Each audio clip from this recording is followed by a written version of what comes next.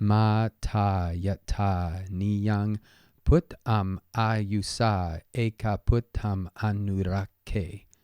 Evampi sabbabhūtesu mānasaṃ bhāvaye aparimāṇaṃ.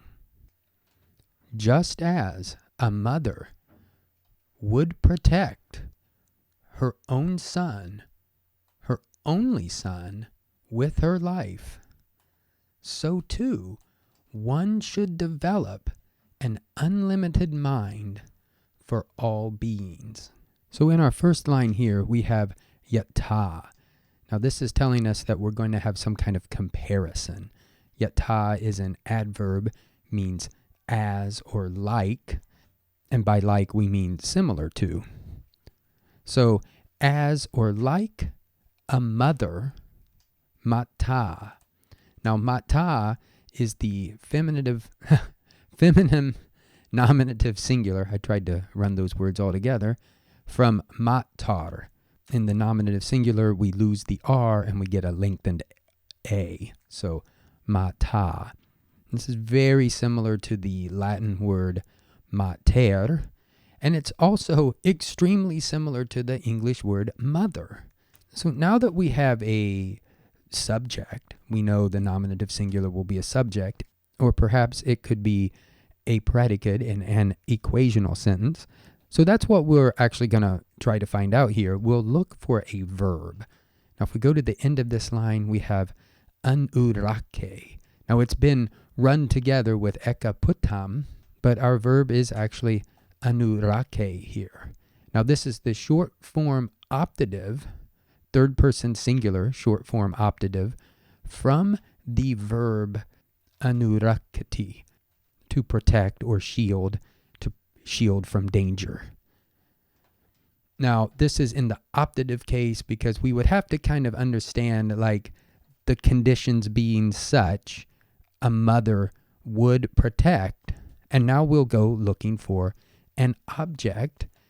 And we have two, actually. So it's sort of, I'll just take them in the Pali order here, but we'll talk about this in just a minute. So we can start with niyaṃ puttamāyusā. Now actually, ayusā is a completely different word. It's not a compound with putta. This is just how it's pronounced. So we have to be able to divide this up a little bit. Puttamāyusā, if we got rid of ayusā, this would be puttaṃ. And that would be the masculine accusative singular of putta, son. And then we have niyaṃ, an adjective, meaning one's own. Here agreeing with puttaṃ, being we can see with this ung ending that it is accusative singular as well. So this much so far we have, just as a mother, like a mother would protect her son. And then let's go over here to ekaputtam. This is a similar situation. If we did not have anurakkhe here, we would have puttaṃ, ekaputtaṃ. Now, when I first saw this, I thought it might mean something like a son or one son, and that's kind of close, but actually it means only son. So as a mother might protect or would protect her own son, her only son. So this is just further describing the puttaṃ here. And then we have āyusā. Now this is from the word ayu, which means life or age. And in this case, it means life. And the form is instrumental singular. Ayu is actually a neuter. So this is neuter, instrumental singular. Now we would expect ayuna, but we have this form here, āyusā. Now the instrumental means with or by means of. In this case, with her life.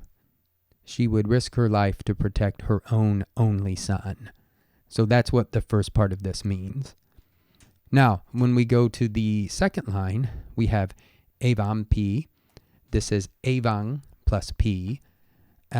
Really, quite literally, thus too, or so too. So this is filling out the yathā, just as, so too. So now we might go looking for a subject or a verb. In this case, we have one verb, bhāvaye.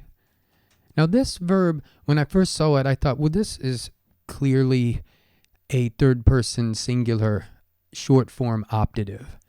But then I realized I couldn't actually figure out how the derivation happened, because I would have expected something like bhāvaye. So to see how this form was arrived at, we have to think about the what is the verb, and the verb is bhavati, and that's a causative of bhavati. Bhavati is to be.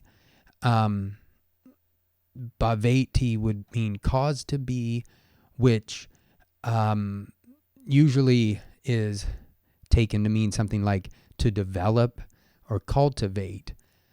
So the issue is bhavati, this form, this a, can also be, we can also find the form aya.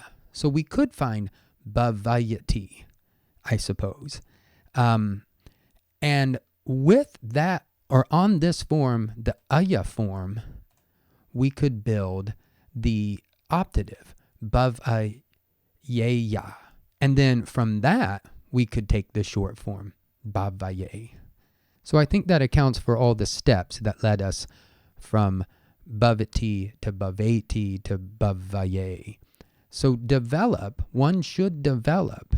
And then we have an object here, mānasaṃ, that is a mind or some sort of intention, a purpose, a mental action. These are all from the Pali English Dictionary.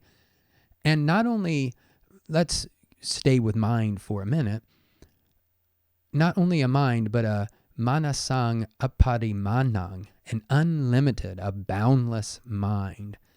We came across this, I believe, in the Metta Sutta. So one should develop a boundless mind. And then we have sabbabhūtesu. If we broke this, I think Kamadharya compound apart, we would find sabbabhūtesu. So this is the masculine locative plural.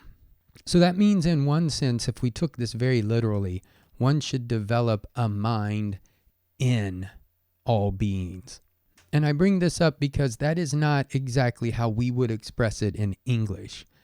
And so at this point, we have to understand that either this is the way the locative is used with, say, the word develop, particularly if you're developing something, kind of a good feeling for something, that something would go in the locative, or this is a case where the locative is being used where we would expect the dative. So you can kind of take your pick there, and in one sense it doesn't really matter, because this is just the brute fact is that we have the locative here, and we can describe it variously.